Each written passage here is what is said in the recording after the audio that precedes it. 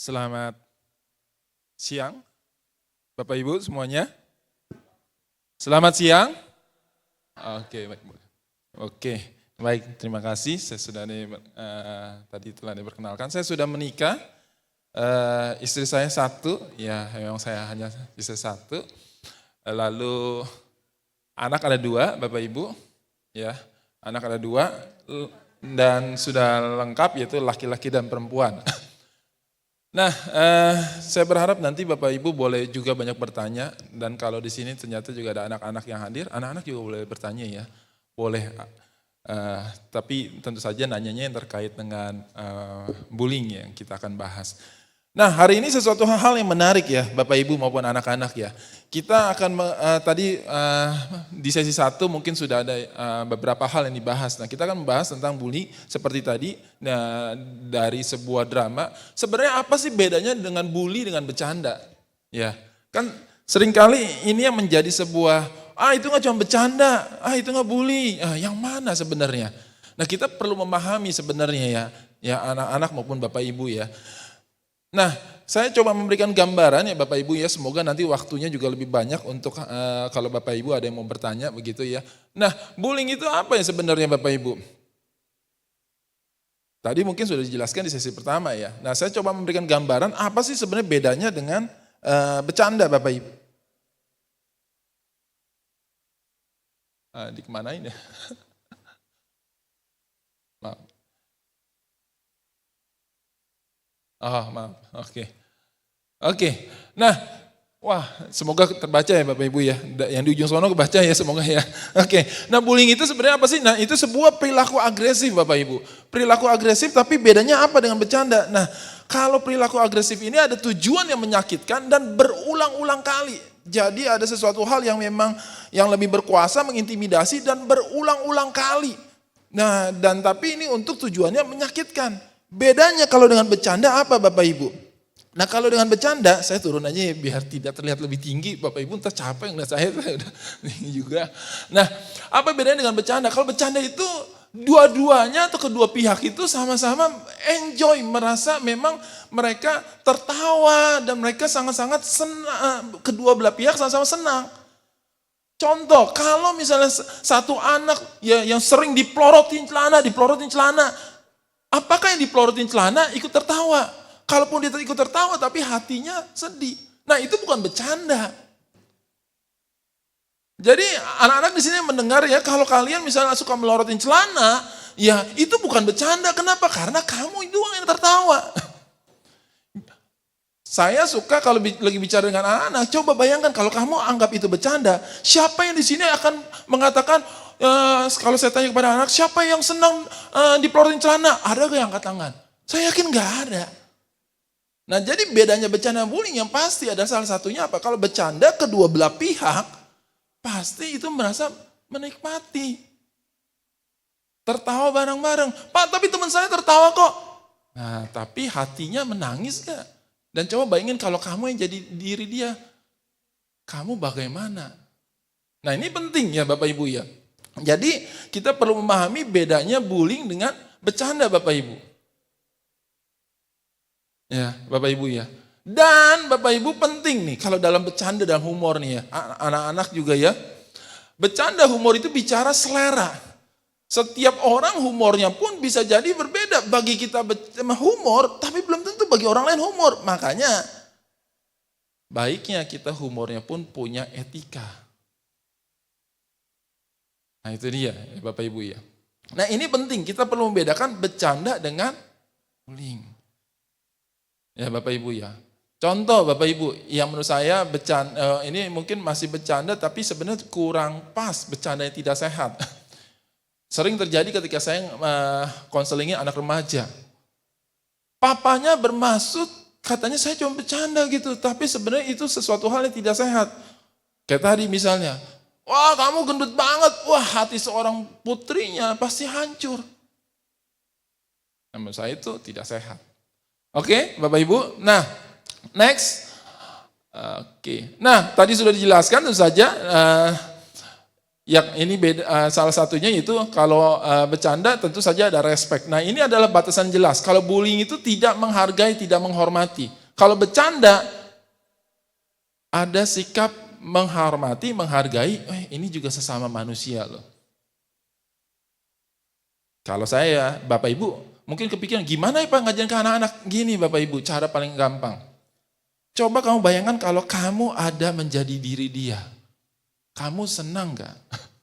Saya suka kalau ketika lagi bicara sama anak-anak gini misalnya. Coba kamu bayangin ketika kamu dipelorotin celana, terus kamu ngelihat temen yang kamu rasa dekat, yang kamu pikir adalah dia sahabat kamu, kalau tiap kali ditanya adalah dia sahabat kamu, terus kamu ngelihat ketika kamu dipelorotin celana, kamu melihat orang yang kamu pikir jadi sahabat, ikut tertawa. Ikut tertawa atau dia tertawa kecil tapi tidak ngebantuin. Bagaimana perasaan kamu? Nah jadi kita bisa tuh ngelatih anak kita seperti itu Bapak Ibu. Dan penting juga kita bisa jadi contoh. Contohnya gini Bapak Ibu, zaman sekarang kan gini ya. Ada orang kecelakaan, ada orang misal jatuh, bukannya ditolongin, dia apa? Diketawain atau difoto atau divideoin. Nah menurut saya itu kehidupan sehari-hari yang bisa memupuk anak kita atau lingkungan akhirnya tidak terlalu peduli dengan lingkungannya. Akhirnya itu bisa berdampak pada bullying. Di sesi sebelumnya kan sudah dijelaskan ada namanya bystander. Ketika menonton, ketika ngelihat ada temannya diejek, dibully. Ketika ada ngelihat temannya tasnya dilempar-lempar. Wih, siapa di sini anak-anak pernah ngelihat tas temannya dilempar-lempar? Sepatunya sengaja diikat, ya sepatu kiri dengan sepatu kanan. Terus kalau lagi mau duduk misalnya, wah kursinya digeser yang lain. Karena dalam kehidupan sehari-harinya mungkin kita tidak latih dan seakan-akan masa bodoh, ikut ketawa, akhirnya anak juga terbiasa. Nah, lalu anak-anak ini tadi sudah dijelaskan juga ya, berbagai bentuk bullying ya Bapak Ibu, dampaknya juga ya, tapi saya coba menggambarkan Bapak Ibu. Nah gini Bapak Ibu, gimana supaya kita ngajarin anak kita menyadari tadi itu dampaknya, kayak tadi itu. Kalau kamu ya, seandainya kamu yang dipelorotin celana, apa perasaan kamu? Kalau kamu ada teman kamu yang mengatakan, wah tiang listrik, pentol korek. Wah dulu saya dikatakan begitu Bapak Ibu. Dari dulu sampai sekarang saya Bapak Ibu kurus Bapak Ibu. Dulu waktu saya kuliah 1, ospek kepalanya gundul Bapak Ibu. Wah kan ospek gitu ya. Lalu disebutlah saya seperti apa? Korek api, pentol korek. Nah gimana kita ngelatih anak kita Bapak Ibu? Bagaimana kalau kamu yang di posisi itu? Kalau kamu yang ada di situ? Dan Bapak Ibu kadang-kadang kita bisa membuat kayak simulasi, buat drama gitu. Coba bayangin kalau papa ngomong ke kamu, hei kurus, ya gimana perasaan kamu? Itu membuat dia bisa, ya sedih lah, kesel lah. Nah itu kita buat menjelaskan kepada anak kita dampak dari bully, dampak dari segi psikologisnya. Kamu bayangin itu baru sekali papi ngomong ke kamu begitu. Dan bayangin kalau kamu tiap hari dengar papi bilang ke kamu begitu. Gimana perasaan kamu? Nah kita mulai coba memvalidasi, latih dia. Perasaan kamu gimana? Keselnya segini, atau segini? Kalau orangnya sudah remaja kita kasih tanya. Dari 0 sampai 10 kamu kalau setiap hari papi kerjanya tiap pagi bilang, hai Budi kurus. Hai Budi pentol korek, kamu bayangin kalau tiap hari dipanggil begitu, kesel kamu jadi berapa? Dari kecil, sedang, misalnya begitu. Nah teman kamu bayangin, tiap kali masuk sekolah, ya dipanggil misalnya apa? Kura-kura, dipanggil misalnya apa? Oh ya ya dibilang si goblok kah atau si tolol kah misalnya. Setiap pagi, setiap hari. Kira-kira perasaan dia gimana? Nah ini untuk mengajarkan kepada anak kita tentang dampak dari bully tadi. Ya Bapak Ibu ya, saya hanya memberikan ide-ide Bapak Ibu yang pasti adalah, ya saya juga membuat Bapak Ibu membayangkan kalau Bapak Ibu yang dikatakan seperti itu. Coba Bapak Ibu, ibu-ibu di sini, wah kebanyakan ada ibu-ibu ya. Tapi saya belum menyambut nih para bapak-bapak yang hadir, karena kenapa saya senang kalau setiap kali seminar ada bapak-bapak. Kenapa? Karena Indonesia salah satunya yang fatherless-nya yang cukup besar Bapak Ibu. Kita boleh kasih tepuk tangan untuk bapak-bapak yang di sini? Ya. Terima kasih bapak-bapak yang hadir. Pertama saya senang karena saya tidak sendiri, karena seringkali kalau lagi konseling yang datang adalah emak-emak, ibu-ibu, dan selalu titip pesan. Pak, tolong ya sampein ya nanti kalau kepada suami saya ya, wah dia gini-gini. Iya, kita konselor jadi sebagai penitip pesan gitu misalnya. Dan makanya saya sangat mengapresiasi untuk bapak-bapak yang bisa hadir sini. Terima kasih Pak. Ya berarti ini sebagai bentuk kepedulian bapak-bapak juga untuk setiap perkembangan anak gitu ya. Nah, Bapak Ibu ya tadi saya sudah jelaskan. Nah, tadi saya mau lanjut gimana? Nah, Bapak Ibu supaya bisa terbayang lagi, ibu-ibu di sini coba bayangkan kalau suaminya tiap kali ibu-ibu masak, suaminya bilang, "Alah, masakan yang gak enak lagi, gak enak lagi." Bayangin kalau tiap hari begitu, perasaannya gimana ibu-ibu? Ingin lempar nasi gitu ya, atau lempar apa lagi gitu kan ya. Nah, itulah juga kalau ibu-ibu, bapak-bapak mau membayangkan kira-kira dampak yang bisa terjadi dari seorang anak yang mengalami bullying. Oke, ya. Nah, lalu dampaknya apa? Prestasi akademik. Makanya banyak Bapak Ibu anak-anak jadi malas sekolah. Saya pernah nanganin yang bully, gimana Bapak Ibu? Ketika lagi pulang sekolah, dia berusaha ngumpet Bapak Ibu jalannya. Kenapa? Dia lihat teman-temannya yang lebih tinggi, lalu dia supaya nggak kelihatan nama pelaku, dia ngumpet. Ya supaya ketutupan nama yang lebih tinggi. Nah Bapak Ibu, bayangin kalau itu dia harus lakukan tiap hari. Kira-kira jadi semangat gak ke sekolah? Kira-kira kalau tiap kali masuk sekolah yang dia pikirin apa? Gimana ya caranya lolos ya? Gimana ya caranya supaya nggak kelihatan ya? Lah kita orang tua nggak kepikiran gitu, atau kayak tadi tuh kita pikir, oh itu nggak cuma bercanda, kamu nggak cupu, kamu nggak mental tempe gitu ya. Padahal anaknya tiap kali bangun pagi, aduh gimana caranya supaya bisa lolos kali ini ya? Aduh gimana ya? Tapi kita jadi orang tua bilang gimana? Ah kamu nggak, cemen, tempe. Lah anaknya itu bergumul tiap hari begitu. Dan memang betul kayak tadi drama. Seringkali ketika anaknya mau mencari pertolongan, udah berusaha, nggak dapet dan bingung. Kadangkala saya nggak menyalahkan guru, kadangkala guru juga udah banyak administrasi. Jadi mungkin, wah iya, wah udah sangat sibuk dan yang lain. Oke, ya itu ya. Prestasi akademik, masalah sosial. Tentu saja banyak yang akhirnya akibatnya mereka ketika mengalami bullying, yaitu apa Bapak Ibu? Ya berusaha bersembunyi, menyendiri. Nah uniknya Bapak Ibu, ketika mereka melakukan gitu, banyak juga lingkungan misalnya sekolah atau orang tua, aduh kok kamu kok ya, bergaul dong, bergaul, jangan menyendiri bergaul. Waduh dalam hatinya anaknya gimana? Papi sih ngomong enak bergaul-bergaul. Udah dibilangin, aduh gimana ya gini. Nah itu dia Bapak Ibu. Nah resiko bunuh diri. Belum lama ini bahkan kan saya tidak menceritakan siapa namanya. Tapi kan pernah muncul ya muncul di medsos yang akhirnya terjun dari jembatan gitu kan. Di mana dia cerita bahwa dia mengalami bully dari kecil. Bapak Ibu bayangkan. Mungkin kita kepikiran kok kenapa ya sampai bunuh diri ya. Bayangin kalau tiap pagi dia terpikir gimana lolos dari pelaku, tiap hari begitu. Dan dia merasa nggak ada yang bisa nolongin. Bayangin, akhirnya lama-lama dia bisa jadi putus asa nggak? Nah, ketika putus asa, uniknya dia ngerasa kok teman-teman yang lain kok pada ketawa ya. Kok orang lain kok kayaknya happy ya. Tambah kepikiran nggak ya, orang-orang pada happy ya kalau saya menderita ya. Nah saya mau katakan begini, kepada anak-anak di sini juga. Mungkin ada anak-anak yang berpikir bahwa itu hal yang lucu ketika temannya menderita dan yang lain. Tapi pernah gak terbayang, kalau hal ini tidak dihentikan, suatu saat ketika kalian anak-anak sudah besar, lalu sudah menikah, lalu punya anak, hal itu bisa saja terjadi pada anakmu.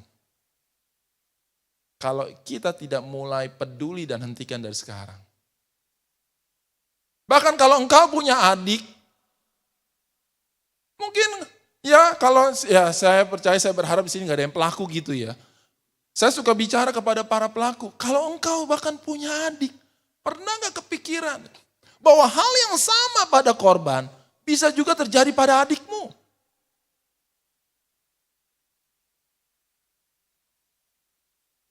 Karena seringkali korban akhirnya jadi pelaku juga Bapak Ibu.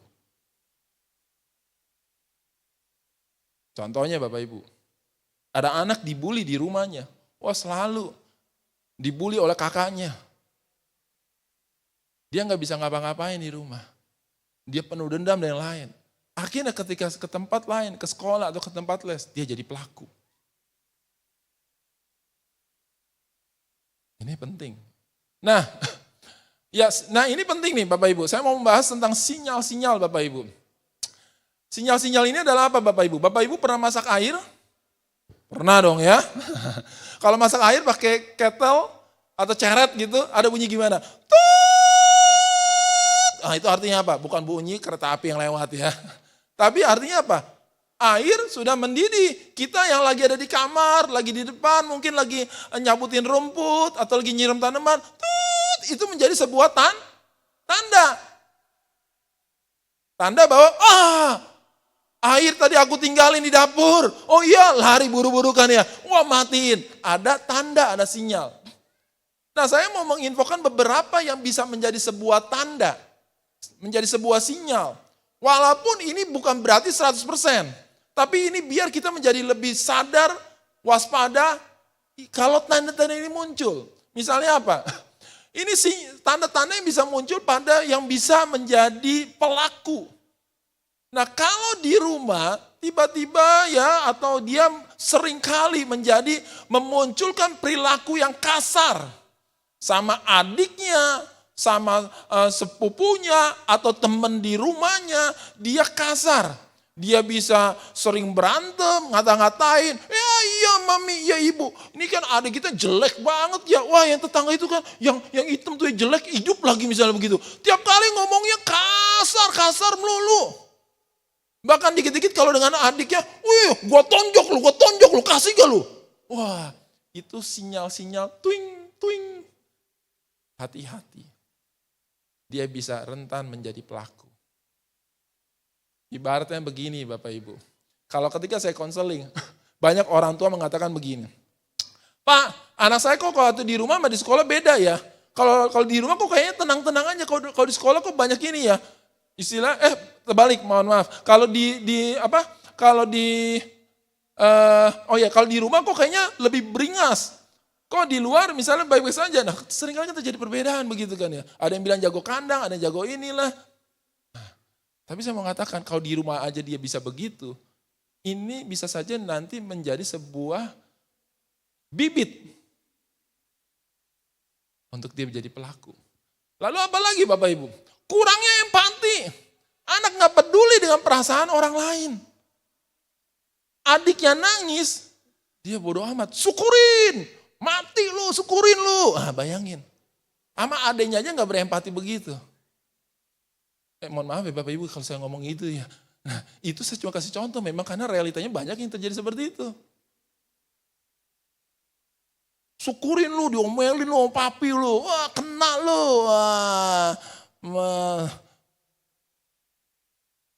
Bayangin adiknya aja ngalamin kesusahannya dia sampai seneng banget begitu. Empatinya di mana? Atau misalnya dia udah juga sampai ke orang tuanya. Dia bilang, iya biarin mati aja deh Pak, mati deh kayak gini. Bayangin, itu udah sebuah sinyal itu. Sinyal itu Bapak Ibu. Atau ngeremehin, ngejek kelemahannya, kelemahan orang lain. Nah, lalu apa lagi? Wah tanda-tanda kekuasaan, yang haus kekuasaan, yang senengnya dominasi gitu ya. Nah, lalu segala sesuatunya dia pengen ya suka mengintimidasi dan bangga kalau orang lain nurut karena takut. Lu sini, satu tim sama gua. Kalau enggak awas lu, ntar pulang lu. Udah sini ya bagi kayak cikinya kayak snacknya. Wah direbut gitu ya. Nah, itu udah bisa menjadi semua sinyal-sinyal. Lalu apa lagi? Ya tadi ya mengambil hak milik orang lain gitu ya. Enggak bilang, enggak AIOEO gitu ya. Oh ada sendal temennya, ambil aja gitu. Ah ini sendalnya bagus ya buat gue ya.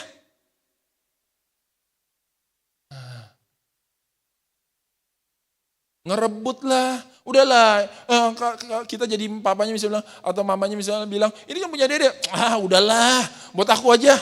Nah ini mengambil hak milik orang lain. Ini menjadi sebuah sinyal-sinyal yang kita perlu waspada. Bisa saja dia udah punya bibit rentan yang akan menjadi pelaku. Nah uniknya Bapak Ibu, kita pas sambil lihat juga Bapak Ibu, kalau kita banyak yang kayak gini, hati-hati Bapak Ibu.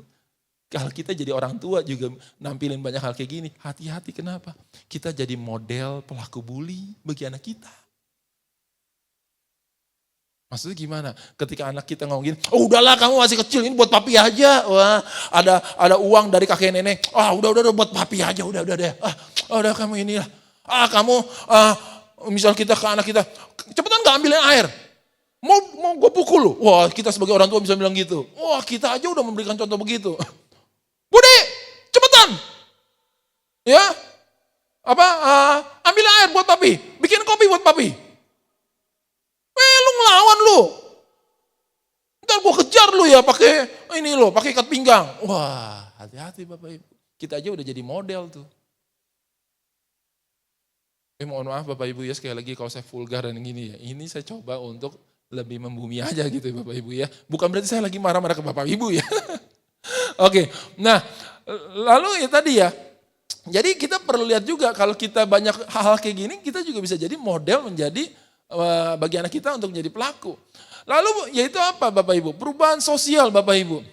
Ya seakan-akan anak nunjukin perubahan sosial Bapak Ibu. Mereka jadi seperti senang gitu ya temenan sama orang-orang yang agresif. Kok kita bingung ya, tadinya dia temenannya sama si kelompokan yang senang main bola atau yang senang belajar. Sekarang dia temenannya sama orang-orang yang suka nongkrong di warung, bukan berarti nongkrong di warung salah, bukan. Tapi nongkrongnya sambil misalnya ngerokok lah, sambil misalnya ngomong-ngomong kata kasar lah. Yang suka kalau di warung kalau ada orang lewat, weh. Wah itu hati-hati tuh Bapak Ibu. Kalau orang lewat selalu digodain, cewek misalnya tuh, wah hati-hati Bapak Ibu. Apa namanya juga remaja pagi gini. Coba betul remaja, tapi saya mau tanya gini. Ibu-ibu di sini kalau lagi lewat di pasar terus ada kalau misalnya bapak-bapak atau mas-mas atau cowok-cowok lagi ngumpul terus panggil gini. Cantik, weh. Kesel gak ibu-ibu? Nah, seringkali kita mentolerir, Pak namanya juga remaja. Tapi coba kita berempati, kita mikir kalau kita yang jadi cewek itu, kita ibu-ibu nih ya, terus dibilang begitu, gak apa-apa lah namanya juga mas-mas atau bapak-bapak, ya cecein saya juga gak apa-apa, kan gak begitu. Nah maksudnya kita seringkali mungkin menormalkan sesuatu hal yang misalnya sebenarnya keliru. Nah kembali ya, perubahan sosial, maksudnya kita lihat perubahan pertemanan juga. Biasanya mungkin yang datang si A, si B gitu yang, yuk kita belajar yuk kita kegiatan agama yuk gini-gini misalnya. Sekarang yang datang nggak ada yang salah dengan knalpot dan lain-lain, tapi yang datang motor, brum, ayo, yuk nongkrong ya, brum. Terus kita melihat, kok pertemanan beda ya. Nah kita mulai waspada. Kenapa? Teman bisa memengaruhi anak kita. Betul gak Bapak Ibu? Saya kasih contoh, siapa yang di sini anak-anak suka main FF atau Mobile Legend? Anak-anaknya langsung, Pak saya Pak. Nah saya mau tanya sama orang tuanya. Orang tua tahu gak FF apa? Tahu sih Pak, itu pokoknya yang suka diminta beliin kota. Iya dimintain duit buat kotanya ya saya tahu. Tapi tahu gak mainannya apa? Begitu.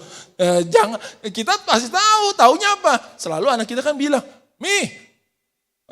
Ma, minta buat pulsa dong. Buat apa? Buat main FF. Ya kita cuma tahu begitu doang. Nah kita perlu tahu misalnya. Nah maksudnya apa? Saya bukan lagi mau ngejelasin FF atau Mobile Legend atau game-game yang lain. Tapi banyak ya Bapak Ibu ya. Kalau lagi main online, anak-anak akhirnya belajar ada kata-kata kasar, Ada belajar perilaku-perilaku kasar dari game itu. Wih, ngelihat lagi main game online gitu ya. Wah, lagi main online gitu ya. Wih, temennya ketika lagi kalah bilang, wih, mohon maaf nih ya, wih anjing lu, wih bego lu gini, bisa ngomong gitu tuh ya. Nah akhirnya anak belajar apa? Oh, kalau lagi kalah, ngomong aja tuh kasar begitu ke orang lain. Wih bego lu, tembak dia, kalah kan nih. Wih goblok lu, anjing lu, bisa bilang gitu. Lihat Bapak Ibu. Bagi dia jadi biasa, kenapa? Karena lihat, pertemanan, lingkungan akan memengaruhi sikap anak kita. Betul. Anak-anak yang di sini mendengar, tadi kata-kata kasarnya itu tidak tepat ya, tidak bagus. Kenapa? Kenapa nggak bagus?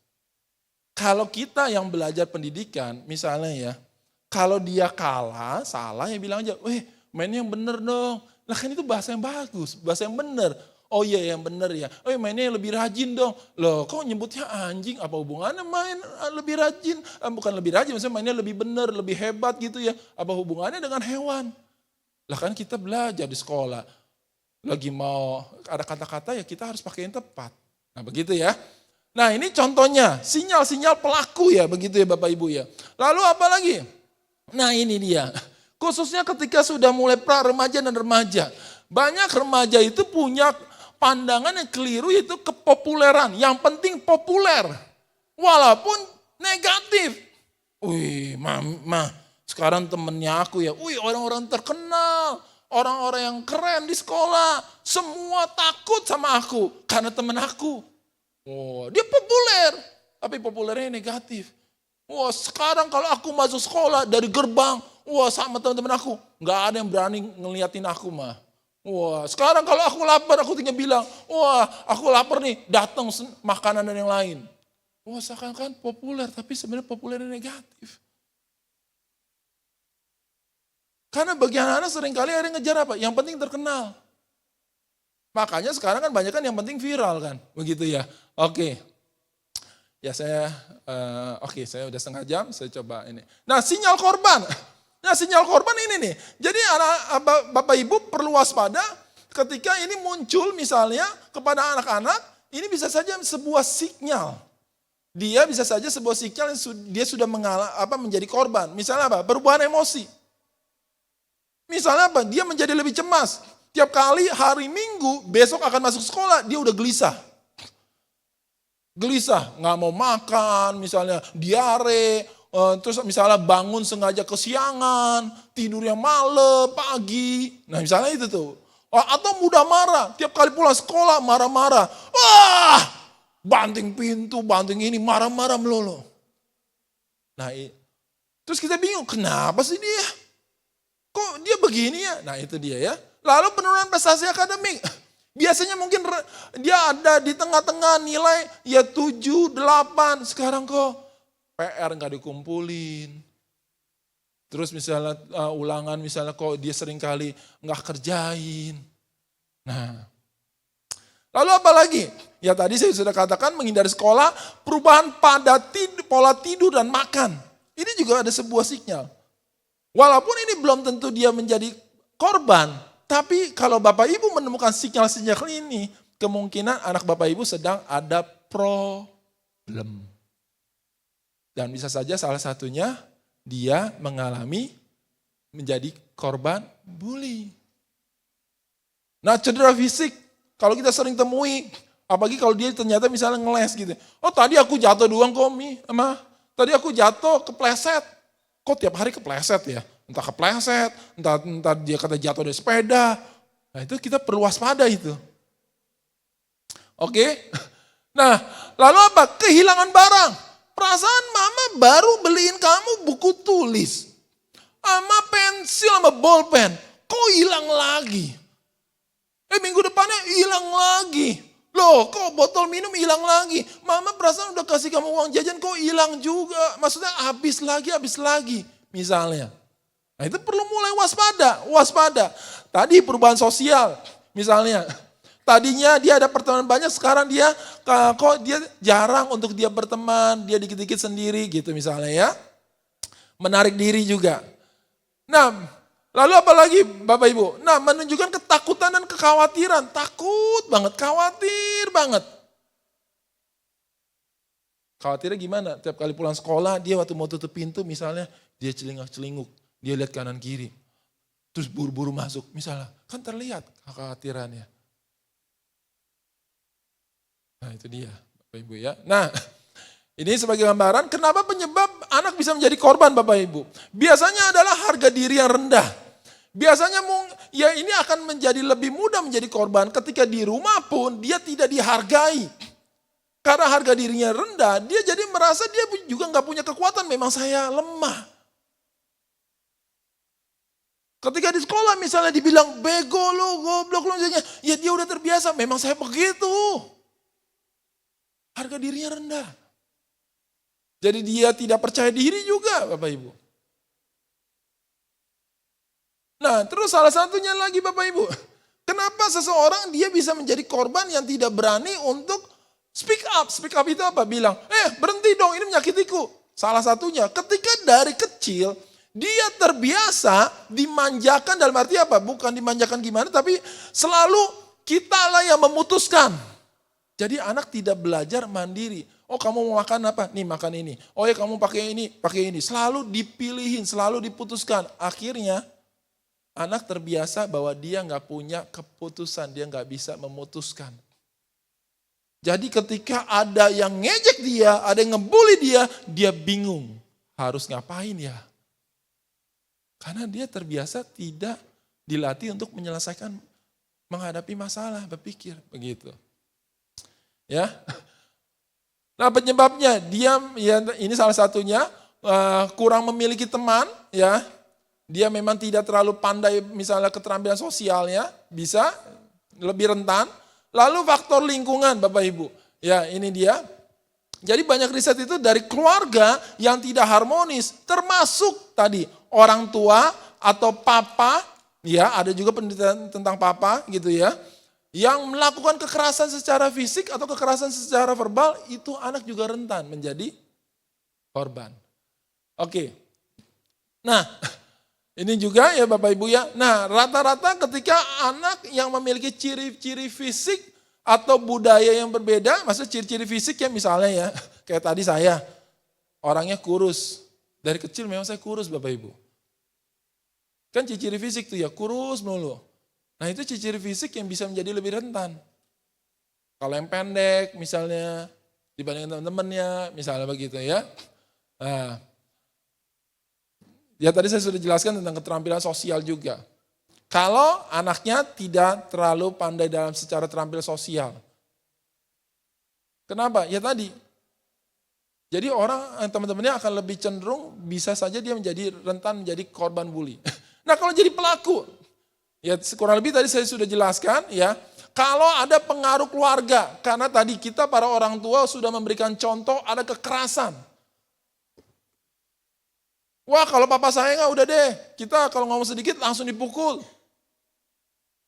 Kita nggak mungkin beda karena papa saya adalah yang paling benar. Dan dia akhirnya belajar. Begitu ya Bapak Ibu ya.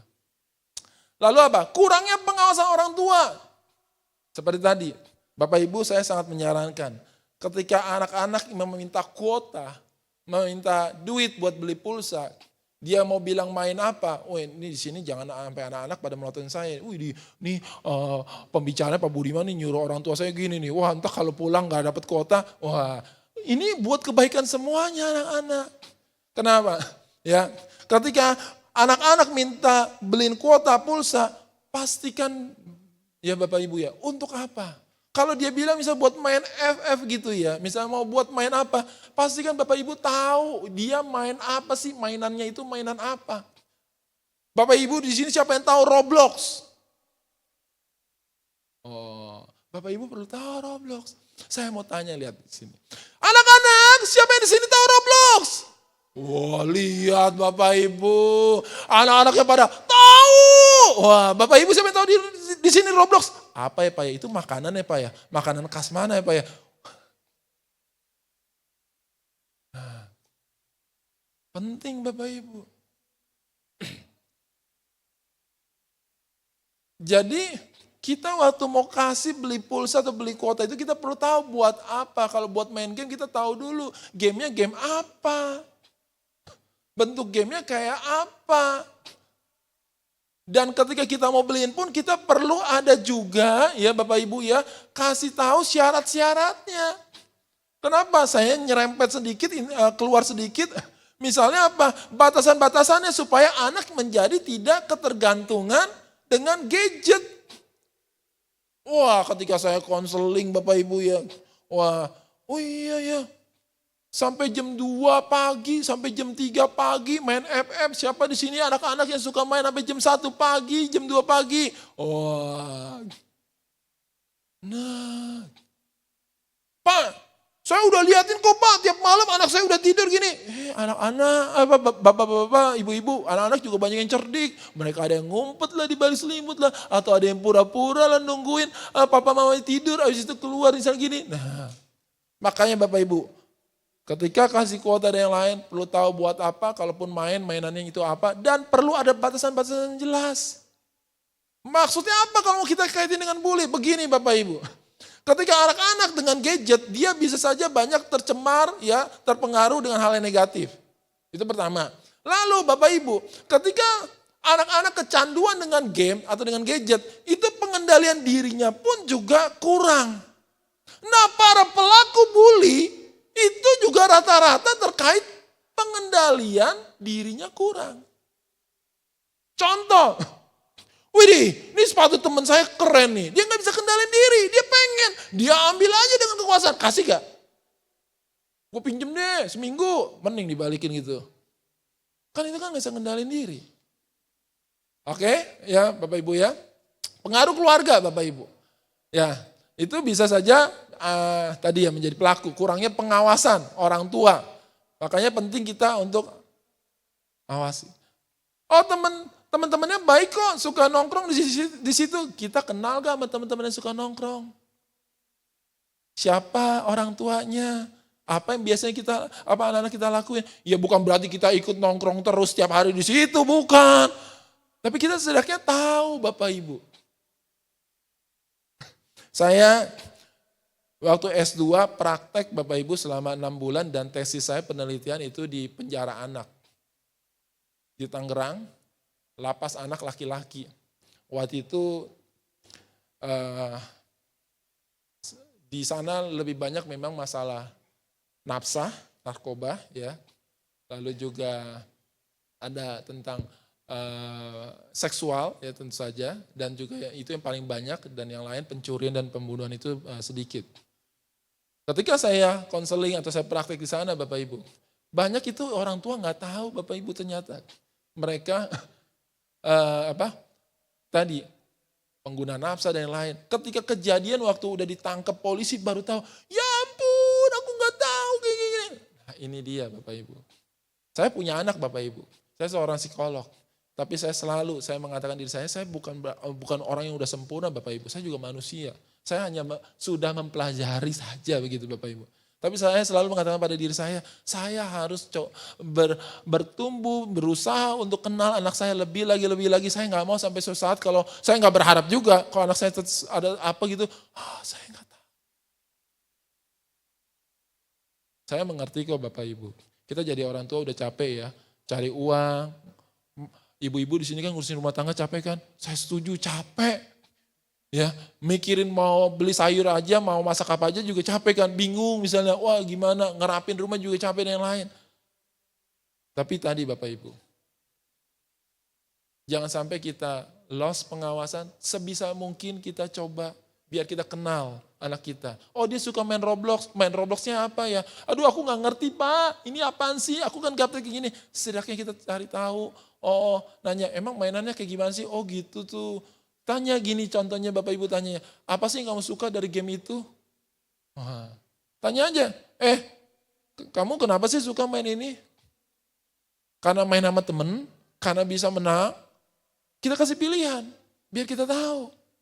Oh, dia suka karena ternyata orang yang dia suka juga suka main itu misalnya. Oh gitu, jadi kita tahu. Oh saya suka di situ kenapa? Ya ampun Mima. Kalau aku belajar itu aku paling bodoh di kelas, bagi dia gitu. Tapi kalau aku main game, wah, semua teman-teman akan nanya, gimana sih itu menangnya gini-gini. Wah, aku jadi kelihatan hebat. Oh, jadi dia senang main game, kenapa? Karena dia merasa paling hebat. Oh, ada yang begitu Bapak Ibu. Ya ampun Ma, kalau aku gak main game, aku gak bisa berteman Ma. Aku jadi gak ada teman. Justru karena game ini aku jadi banyak teman gini. Oh ternyata dia karena pengen berteman. Nah, ini penting Bapak Ibu. Oke, boleh minta ini Bapak Ibu slide ya. Nah, ya. Lalu karakteristik pribadi tadi ya Bapak Ibu ya, soal dia karakternya, kepribadiannya suka kekerasan, itu dia Bapak Ibu. Biasanya begini Bapak Ibu, yang menjadi pelaku ya, itu kenapa? Karena mereka problem solving. Jadi kalau ada masalah, mereka terbiasa enggak tahan, dia pengen sesegera dan terbiasa menyelesaikan masalahnya dengan kekerasan. Jadi kalau ada masalah selalu dengan kekerasan, dengan emosi. Nah itu bisa tuh. Nah itu biasanya sih juga biasanya dicontohin oleh kita, oleh orang tuanya. Kalau ada masalah selalu dengan kekerasan, dengan emosi. Pulang kerja baru naruh motor, ngelihat anaknya nonton mulu, wah dipukul. Padahal ternyata sebelum nonton dia udah belajar. Baru buka TV misalnya 5 menit, udah langsung dihabisin misalnya dan lain. Nah itu dia Bapak Ibu. Oke, sama Bapak Ibu, pelaku maupun korban, nah ini uniknya Bapak Ibu. Pelaku dan korban ternyata sebenarnya banyak yang mereka sebenarnya harga dirinya rendah. Jadi nanti salah satu yang akan saya bahas Bapak Ibu bagaimana penanganannya Bapak Ibu, yaitu apa? Bangunlah rasa harga diri anak Bapak Ibu. Itu penting Bapak Ibu. Nanti kita akan bahas ya. Nah ini penyebabnya tadi saya sudah bahas, media dan teknologi. Karena itu bisa nanti ada cyberbullying kan ya Bapak Ibu ya. Cyberbullying itu apa? Tadi udah dijelasin di sesi 1. Nah ini pencegahannya Bapak Ibu. Membangun hubungan yang hangat. Nah ini maksudnya apa sih Pak? Hangat, makan nasi yang hangat baru mateng gitu ya. Bukan Bapak Ibu. Nah maksudnya membangun yang hangat itu gini. Bukan hanya sekedar ngasih duit jajan, bukan hanya sekedar beliin buku, bukan hanya sekedar beliin kuota Bapak Ibu. Saya mau tanya di sini Bapak Ibu, ibu-ibu, halo ibu-ibu, semoga masih dengerin saya. Ibu-ibu seneng gak kalau punya suami begini? Pulang, dia cuma ngasih uang buat belanjaannya. Ya dia bekerja terus kasih uang, tapi gak pernah ngajak ngobrol ibu-ibu. Ngasih duit doang gak ngajak ngobrol, ya dia diem aja, main handphone. Bayangin kalau tiap hari begitu gerah gak Bapak Ibu? Duitnya sih dicukupin. Cuman kalau udah kasih duit udah dia main handphone, dia duduk doang, nonton TV. Ya dia diem aja, nggak ngobrol banyak dan lain-lain, diem aja. Lama-lama kalau menikah begitu 5 tahun, 10 tahun, kira-kira asik gak Bapak Ibu? Duitnya sih cukup. Duitnya dikasih Bapak Ibu. Loh, apa sih Pak maksudnya dengan bullying gini? Lagi ini ibu-ibu saya mau katakan itu sebuah ilustrasi. Kita aja orang dewasa kalau begitu aja gerah. Nah makanya kalau kita dengan anak kita, bukan hanya soal materi atau hal yang kebutuhan kita penuhi, tapi ada kebutuhan lain, yaitu apa? Secara psikologis, emosinya bagaimana, tanya. Bukan hanya soal, udah kerjaan PR belum? Kerjaan PR, tapi kita tanya enggak? Tadi habis main bola ya? Wah, terus kamu golin. Kamu perasaannya gimana? Seneng gak? Oh kamu senengnya main sama siapa sih? Oh gitu, peluk. Wah papi sayang kamu loh, oh mami sayang kamu. Saya dengan anak saya Bapak Ibu, saya terbiasa Bapak Ibu. Saya kalau naik motor bareng anak saya bilang,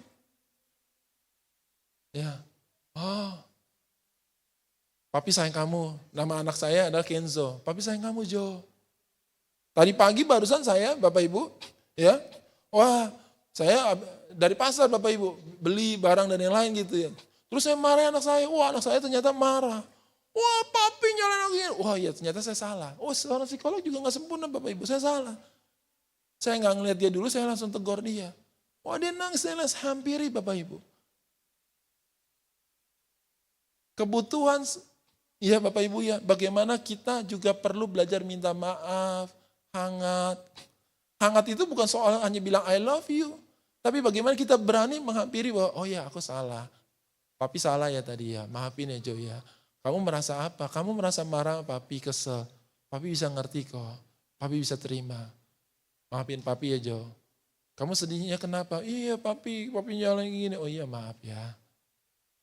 Itu dibutuhkan Bapak Ibu. Siapa di sini ya anak-anak ya? Anak-anak pernah ngerasa orang tuanya salah tapi orang tuanya, aduh, misalnya gitu, nggak usah angkat tangan, terus saya dimomelin lagi sama orang tua, nggak usah. Nah, misalnya. Nah, tapi kita perlu tanya Bapak Ibu. Saya juga suka tanya, kenapa? Kita perlu sadar gini loh Bapak Ibu. Anak-anak kita juga manusia, punya hati.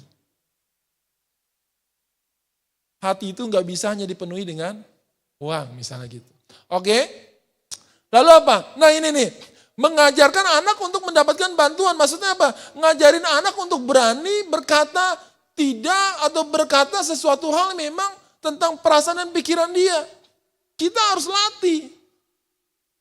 Kalau kita terbiasa begini, udah ada Bud, misalnya anak saya misalnya nama Budi. Bud, kamu gak masih kecil udah jangan banyak ngomong dah, papa pusing. Wah, kita akhirnya melatih anak kita untuk tidak berani untuk berbicara. Kenapa? Salah satunya karena kita udah di dalam pikiran kita, waktu dahulu kala, waktu kita jadi anak-anak, kalau kita berani menjawab, ngomong ke orang tua kita, itu kurang ajar. Jadi kita kepikiran kalau anak kita ngomong langsung, kurang ajar. Padahal dia cuma ngomong, Mami ini kurang ajar kamu. Lah, akhirnya dia ketika waktu dia dibully, dia gak terlatih berani buat ngomong. Kenapa? Dia ngerasa, wah ini sama. Ya, thank you. Nah ini penting Bapak Ibu. Pencegahannya apa? Izinkan kalau ada hal apa kita tanya juga. Menurut kamu, kita mau ke rumah kakek nih. Ya, oke gak menurut kamu nih Sabtu ini atau Sabtu depan? Kita tanya pendapat dia. Boleh. Atau ketika dia mau bertanya, boleh.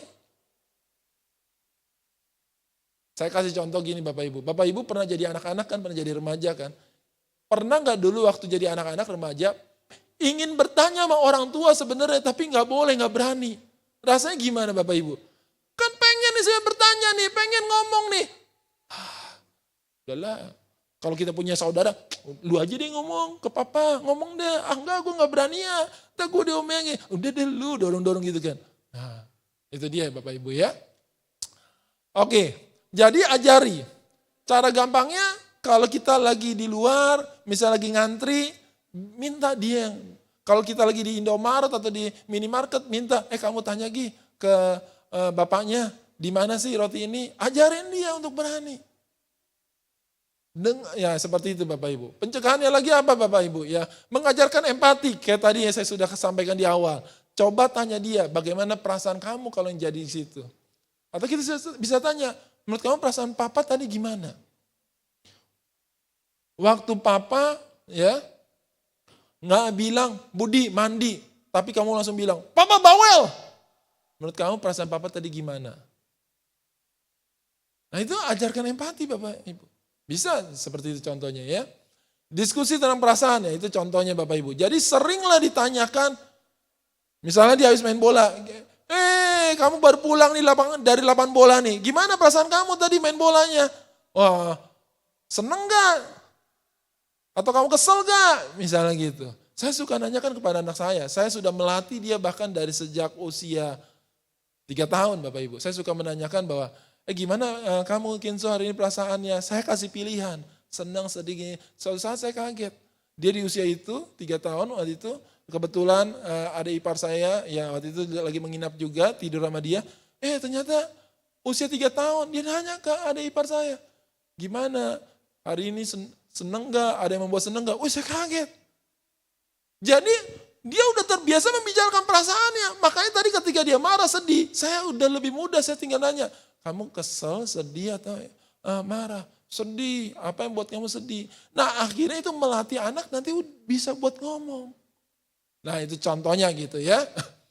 Oke, nah komunikasi yang terbuka yaitu tadi ya sebenarnya belajar komunikasi dan penting ini dengerin tanpa menghakimi kayak tadi tuh di drama. Kamu gak cemen dah, Cuputlah, dengerin dulu.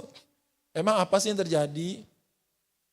Apa sih perasaan kamu memang tadi? Memang dia bicaranya seperti apa? Contoh nih ya, kalau tadi itu yang di drama tadi ya. Kita udah tanya dulu, perasaan kamu gimana? Kamu marah, kesel, sedih. Kamu merasa apa? Tersakiti. Oh iyalah aku sedih. Apa yang membuat kamu sedih? Kan tadi misalnya perilakunya apa? Diejeknya diomongin apa?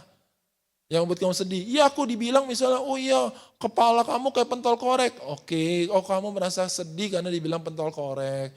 Ya mami ngerti sih, pasti kamu akan merasa sedih. Lalu kita ajarkan problem solvingnya. Menurut kamu apa yang bisa kamu lakukan? Jadi ajar dia untuk berpikir. Sehingga dia nanti jadi terlatih ketika kejadian lagi, dia udah ada ide-ide kepikiran. Jadi apa yang bisa kamu lakukan? Kalau itu kejadian lagi. Nah ini baru bisa terjadi kalau kita dengerinnya tanpa menghakimi. Contohnya lagi Bapak Ibu ya, mendengarkan tanpa menghakimi itu apa? Misal kita lagi makan, terus atau kita dengar anak kita yang masih bocil gitu ya, 8 tahun, misalnya kan tadi ada yang 8 tahun, tahu ngomong jorok, ngomong kata kasar. Wih, kalau kita udah mendengarkan dengan menghakimi gimana? Wih Budi, kamu ngomong apa? Itu kotor tahu. Wah gitu udah marah-marahin. Nah, akhirnya anak jadi terbiasa apa Bapak Ibu? Wih, kalau gitu harus hati-hati nih kalau mau ngomong apa nih, bisa diomelin. Nah kalau kita mendengarkan tanpa menghakimi gimana? Oh Budi kamu tadi bicara apa, ngomong apa? Oh kamu tahu gak itu artinya apa? Karena ternyata Bapak Ibu, saya temukan ketika lagi konseling, banyak anak-anak berkata kasar atau berkata kotor tapi nggak tahu artinya. Jadi kita perlu tanya. Nah kalau kita udah marah dulu menghakimi, kira-kira terus kita tanya baru habis itu, kamu denger di mana, tahu dari mana? Pasti dia langsung defense, langsung diem. Ya jelas lah Bapak Ibu, habis dimarahin, habis diberondong, gitu, habis dimarahin. Wah pasti kan tegang. Jadi nggak ketahuan lah. Nah kita perlu tanya. Kamu dengar di mana, kamu tahu gak artinya. Nah itu penting Bapak Ibu. Oke, nah tadi ya sudah dijelaskan juga tadi sempat tentang memberikan pujian, membangun harga diri anak. Penting kita pujilah anak kita Bapak Ibu. Sering-sering puji, tapi pujinya spesifik. Jangan bilang, Budi kamu baik ya. Ya baiknya baik gimana? Budi kamu baik tadi bantuin mama angkat sayuran dari pasar. Makasih ya. Jadi anak akan belajar, dia merasa dihargai. Akhirnya karena dia merasa dihargai, dia belajar untuk menghargai orang lain. Kalau mau ngomelin negor anak, jangan di depan teman-temannya, membabi buta di depan teman-temannya. Apalagi pas lagi remaja.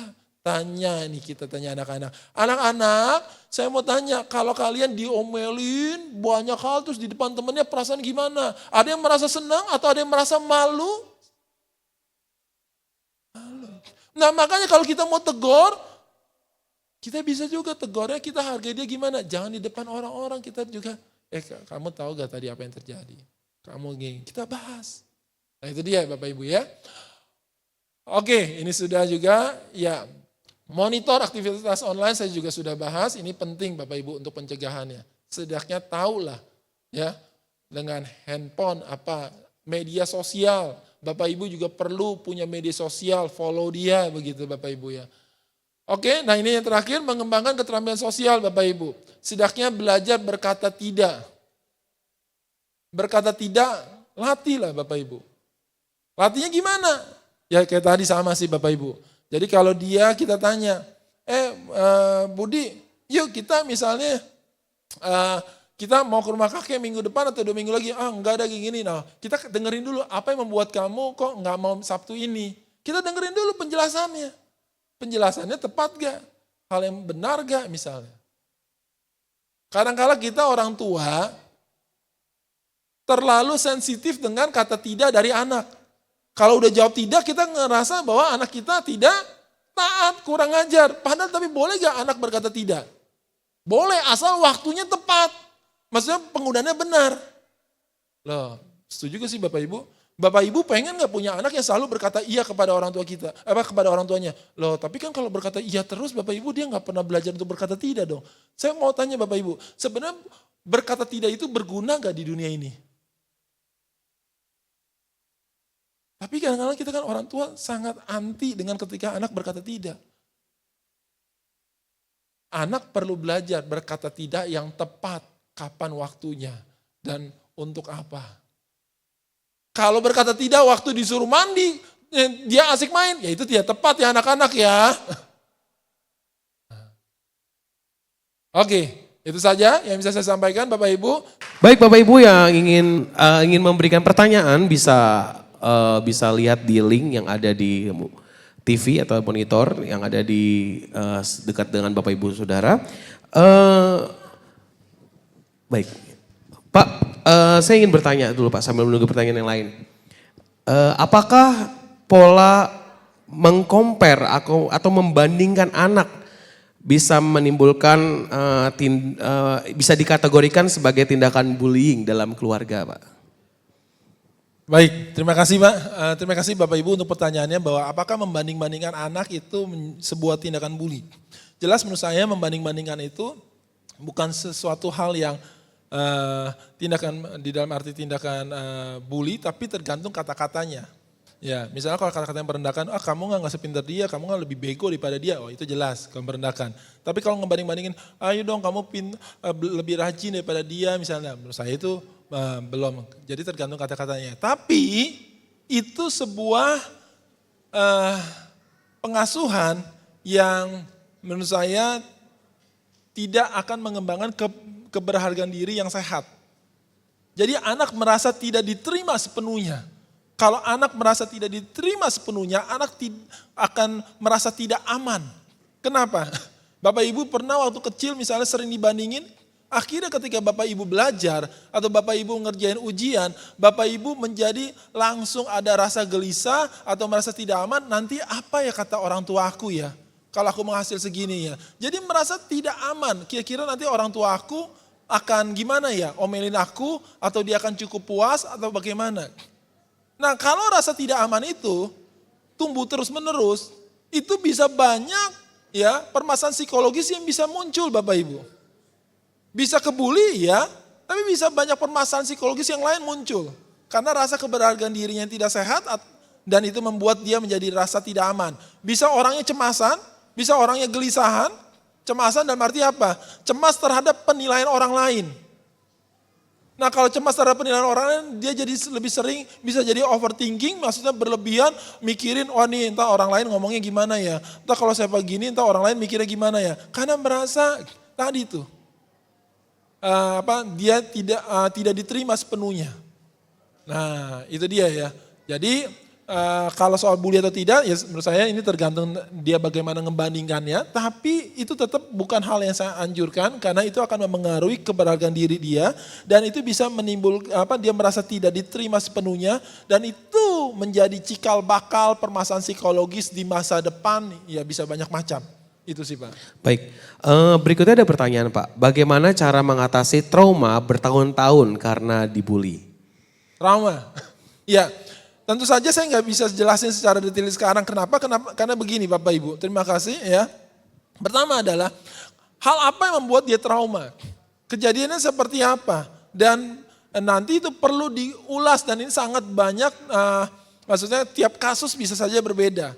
Nah itu bisa saja dengan berbagai macam terapi dan yang lain. Nah yang pasti yang pertama yang bisa dilakukan oleh orang tua ketika anaknya trauma adalah apa? Yang pertama adalah dengarkan dia tanpa menghakimi.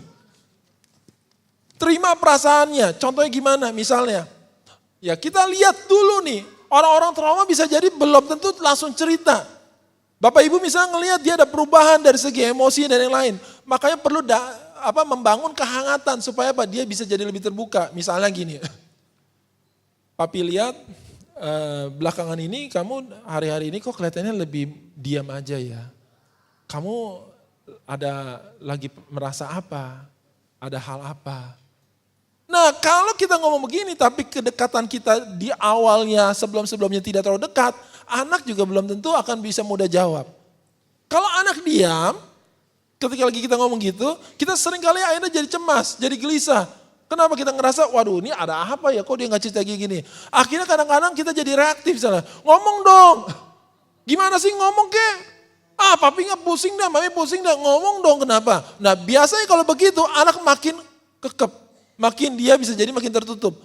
Contohnya aja bapak ibu di sini, ibu-ibu atau bapak-bapak gitu ya, ketika lagi ada masalah, terus lagi diem, misalnya ibu-ibu udah lagi diem gitu ya, lagi ada masalah, terus temennya atau papanya atau suaminya nanya, terus kan tetap diem tuh misalnya, ah kamu nggak diem terus gini-gini, nah kadang-kadang kan malah jadi tambah diem. Nah biasanya apa yang bisa kita lakukan kalau dia mau menjawab? Oh ya udah, kalau kamu belum mau cerita, ya nggak apa-apa. Papi akan kasih kamu waktu kok. Tapi kalau nanti kamu udah mau cerita, papi akan sangat senang loh bisa dengerin kamu. Bisa tahu apa yang kamu lagi rasakan. Biarin papi bisa bersama-sama sama kamu. Berikan dia waktu Bapak Ibu. Nah nanti kalau udah berkala lagi misalnya udah berapa jam kemudian tanya lagi. Misalnya sambil ngobrol, sambil makan misalnya. Atau kalau masih belum, kita dulu yang cerita. Membuka diri itu juga akan membangun. Nah, jadi kalau trauma menurut saya yang pertama adalah yang bisa dilakukan oleh orang tua, dengarkanlah perasaan dia. Dan bukan melihat kejadiannya. Karena satu kejadian bisa saja ditanggapi oleh individu yang berbeda, itu tanggapannya bisa jadi berbeda. Perasaan yang muncul, pikiran yang muncul. Jangan memakai kacamata kita. Loh kok kejadian gitu doang sampai trauma, ya gak usah berlebihan dah. Kok berlebihan banget sih, gitu doang loh. Nah itu pakai pikiran kita, pakai kacamata kita. Kita perlu tanya, oh gitu tuh kejadiannya. Apa perasaan kamu waktu kejadian begitu? Memang apa yang ada di dalam pikiran kamu waktu muncul begitu? Oh kamu merasa itu sangat menakutkan ya. Apa yang menakutkannya? Apakah teriakannya? Atau hal apa? Jadi kalau hal itu kita tahu secara jelas, jadi kita tahu juga dia traumanya akan apa. Contoh Bapak Ibu, kalau Bapak Ibu waktu ke dokter A dan dokter B, ya, Bapak Ibu sakit nih ke dokter A dan ke dokter B.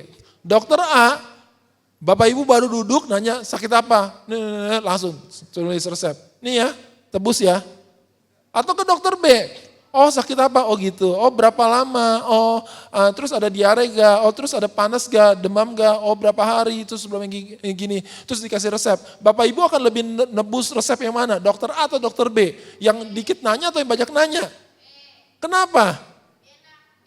Lebih enak, lebih asik. Karena banyak nanya seakan-akan dia lebih paham, lebih tahu. Betul kan ya? Karena udah tahu. Udah tahu, maksudnya kita dia udah tahu banyak informasi tentang sakit kita. Nah sama Bapak Ibu, kalau kita dengan anak kita, kalau kita semakin tahu apa yang membuat dia trauma, pikiran atau perasaannya, itu akan lebih bisa membantu.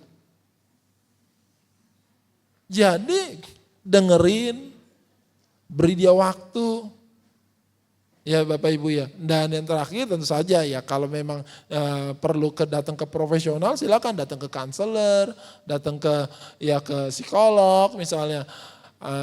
Dan penting juga kalau itu terjadinya seakan-akan terjadi setelah dari pulang sekolah berkali-kali, boleh ngobrol komunikasi dengan sekolah.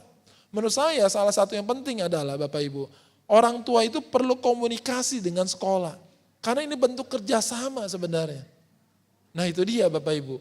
Kalau udah komunikasi sama sekolah, misalnya satu guru kita merasa kurang puas, ya coba ke guru yang lain. Karena ini penting Bapak Ibu. Nah itu sih, ya Pak ya. Baik, Pak ada pertanyaan lagi Pak. Anak saya sering sekali disebut tersangka, sedangkan anak saya tidak melakukannya. Dan bagaimana sikap saya dalam menyikapi tanggapan dari pihak orang yang menyudutkan anak saya, dan apa yang harus saya katakan kepada anak saya jika menyudutkan anak saya? Oke, baik. Ini menarik dan ini memang sering terjadi. Kenapa seseorang anak bisa sering menjadi tersangka? Tentu saja karena sudah ada pernah track record, riwayat misalnya. Ada pengalaman-pengalaman sebelumnya. Biasanya itu yang sering terjadi misalnya. Nah banyak hal yang bisa kita bahas terkait hal ini kepada anak kita.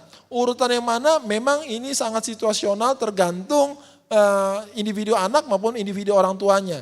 Misalnya hal yang bisa kita bahas, kita bisa menanamkan tentang nilai bahwa ketika kita pernah memiliki atau kita melakukan sebuah perilaku, itu dampaknya salah satu tentu saja ada penilaian orang lain yang terhadap diri kita.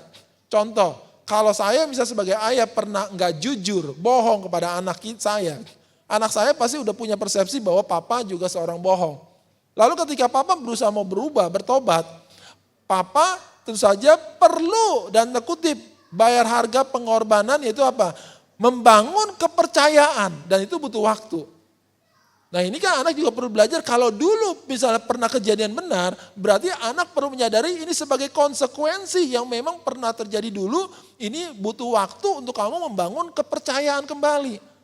Nah tapi tenang, papa akan jalan bersama kamu bagaimana membangun kepercayaannya. Nah ini kan penting. Nah anak perlu memahami bahwa memang bisa saja ada konsekuensi akibat perbuatan dulu sehingga orang saat ini belum terlalu mudah percaya dengan kita. Ya itu kan memang hal yang wajar dan tentu saja sebagai hal yang perlu dilatih, yaitu tadi membangun kepercayaan.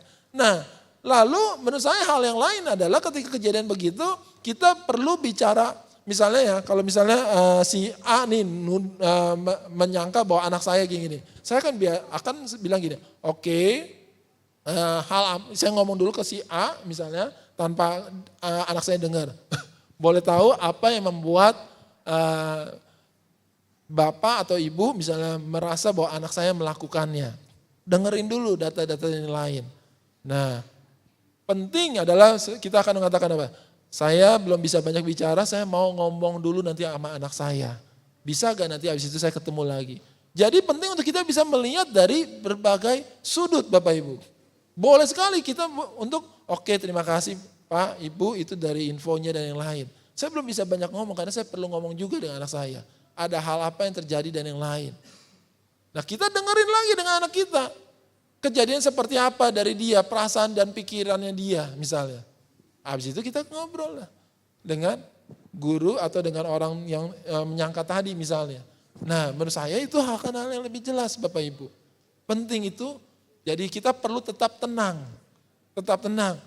Nah kadang-kala memang yang sebagai pergumulannya kita ketika anak kita terjadi tersangka, anak kita mengalami kasus secara natural, secara alami seringkali menyerang, kita merasa harga diri kita juga terserang.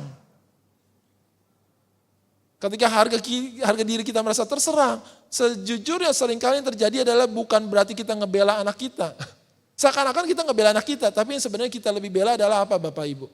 Harga diri kita. Nah menurut saya itu menjadi gak sehat juga Bapak Ibu.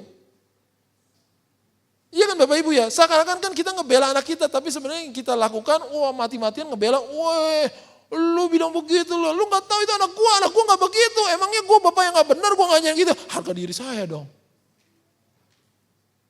Ya kan gitu ya Bapak Ibu ya. Ya itu sebenarnya tidak sehat juga bagi diri kita. Dan lebih baik sebisa mungkin, Pak itu kan jadi lama kayak gini. Ya menurut saya lebih baik lama, tapi kita bisa lebih dengar dulu. Kita dengar dulu dari pihak yang menuduh, tapi yang menyangka ya bukti-buktinya dan apa yang terjadi, habis itu kita dengerin juga. Misalnya begitu. Ya menurut saya begitu. Dan kita perlu tetap tenang, walaupun itu gak mudah Bapak Ibu. Saya tahu, saya juga manusia begitu ya Bapak Ibu ya, saya mengerti. Tapi penting bagaimana kita memahami bahwa ini bukan tentang harga diri saya. Semua kita pasti sangat mungkin bisa terjadi anak kita memiliki sebuah perilaku yang tidak menyenangkan, perilaku yang keliru. Saya sebagai psikolog, saya sudah coba selalu tanamkan di hati saya, menyiapkan diri saya. Kalau walaupun saya tidak berharap dan saya berharap itu tidak terjadi, seandainya anak saya memiliki suatu perilaku yang keliru, akhirnya saya dipanggil, ditegur oleh lingkungan misalnya, saya harus menyiapkan diri. Anak psikolog dipanggil anak yang gini, saya harus menyiapkan diri bahwa ini tetap seorang anak, saya tetap manusia. Penting bukan untuk harga diri kita. Menurut saya itu kuncinya. Oke Pak, terima kasih Pak. Baik, Bapak Ibu, adakah Bapak Ibu yang ingin bertanya boleh mengangkat tangan? Oke, ada satu, boleh tim. Tetap angkat tangan Bu mungkin, biar tim bisa melihat. Boleh menyebutkan nama, mungkin Ibu boleh memberikan pertanyaan, terima kasih. Terima kasih, saya Ibu Derma dari Sekolah SDN Cideng 04. Nah ini pengalaman saya Pak, saya mau cerita dulu. Saya kebetulan mengajar di kelas 2 SD. Jadi ada siswa saya ini 2 orang sama-sama pintar Pak. Satu pendiam, satu lagi yang banyak ngomong. Yang banyak ngomong ini mungkin mendapat pendidikan dari orang tua, disiplin. Misalnya kalau makan, sendoknya begini, tangannya cuci dulu. Nah, yang pintar ini selalu memperingatkan temannya yang pendiam ini. Kamu cuci tangan dulu. Kamu sendoknya kenapa begini? Tapi sebenarnya disiplin baik sebenarnya yang dia berikan sama temannya ini. Cuman dia jadi kayak membuli apa gimana ya Pak. Dan temannya yang dia nasehatinnya ini, yang pendiam ini agak merasa gak suka, gak merasa nyaman dengan temannya ini. Jadinya tadinya mereka saya buat satu bangku, satu meja. Jadinya saya pisahin Pak. Bagaimana menurut Bapak? Terima kasih. Baik Ibu, saya langsung jawab. Oke. Baik Ibu, pertama saya ucapkan terima kasih Bu untuk Ibu pertanyaannya Bu. Dan saya sangat menghargai, apalagi Ibu sebagai seorang pendidik ya. Pertama saya mau mengapresiasi Ibu, berarti Ibu sebagai pendidik yang perhatian kepada anak. Kenapa? Karena Ibu mengetahui detil secara kepribadian sifat anak. Saya sangat ancungin jempol Ibu, berarti kan Ibu dari satu kelas kan pasti banyak tuh. Tapi Ibu bisa mengenal bahwa oh ini anak atau pendiam, satu anak ini. Dan Ibu bisa tahu bahwa yang satu sangat untuk tentang disiplin, tentang soal kebersihan dan yang lain. Menurut saya itu saya sangat angkat topi Bu, mengapresiasi ya Bu ya. Karena itu tentu saja jadi guru gak mudah dengan hal itu, dengan penuh kerjaan yang lain. Terima kasih ya Ibu ya untuk apa yang telah dilakukan. Nah, tentu saja saya juga menghargai dan mengapresiasi itu salah satu yang secara langkah praktis yang bisa dilakukan oleh Ibu. Misalnya tadi tidak membuat jadi satu tempat duduk gitu, itu boleh-boleh sekali. Itu langkah yang menurut saya langkah membumi atau langkah praktikal yang bisa dilakukan. Nah hal yang kalau Ibu bertanya hal itu boleh atau tepat dilakukan, menurut saya boleh-boleh saja, itu hal yang praktikal untuk mudah lebih dilakukan. Nah kita perlu lihat dalam hal ini karakteristik yang menurut saya kepribadian ya Bu ya. Kepribadian itu kan lebih ke keunikan. Keunikan itu kan dipengaruhi oleh latar belakang keluarga. Ada yang memang jadi lebih soal kebersihan, ketelitian, tentu saja itu menjadi sebuah keunikan. Yang satu mungkin bukan berarti dia kotor, tapi dia lebih keunikannya memang dia bukan orang yang asertif, bukan orang yang berani berkata, mengungkapkan perasaan dan pikirannya, begitu. Nah menurut saya ini dua, nggak ada yang lebih benar, nggak ada yang lebih buruk, ini lebih keunikan aja. Karena keunikan A sama keunikan B. Ibaratnya yang satu suka makan bubur diaduk, yang satu makan bubur yang nggak diaduk. Yang mana salah? Ya ribut gitu. Kamu makan kok buburnya kok nggak diaduk sih? Mana enak? Yang satu suka buburnya makan diaduk dulu, ribut. Jadi mempeributkan menurut saya masalah-masalah yang mungkin bukan sesuatu hal yang esensial. Jadi hal itu contohnya. Nah sekolah kehidupan lah yang akan melatih si anak yang tadinya soal kebersihan dan yang lain, dia mulai belajar soal toleransi, bahwa setiap orang bisa jadi standarnya beda. Lewat apa? Ketika dia ketemu temennya yang beda tuh. Boleh juga suatu saat dia ketemu kayak gitu, kerja kelompok dan yang lain, dia menemukan bahwa ada hal yang berbeda tiap orang. Nah bagi yang pendiam, dia pun perlu belajar. Ibu boleh secara personal pribadi ajarin dia untuk asertif. Berani mengatakan, enggak kok nggak apa-apa nih. Waktu temannya bilang, cuci tangan dulu. Enggak kok nggak apa-apa, tangan aku bersih. Ajarkan dia untuk berani juga ngomong begitu misalnya. Nah bahwa itu is okay. Nah yang satu ajarin juga bahwa ya tiap orang beda. Maksud saya hal itu tuh Bu ya. Jadi kedua-duanya perlu bertumbuh di dalam hal itu tuh Bu. Nah itu cuma contohnya gitu. Jadi yang satu perlu bertumbuh lebih fleksibel untuk tidak terlalu kaku misalnya, memahami toleransi. Tapi yang satu lagi juga bertumbuh untuk dia belajar lebih asertif. Lebih berani ungkapin pikiran dan perasaannya.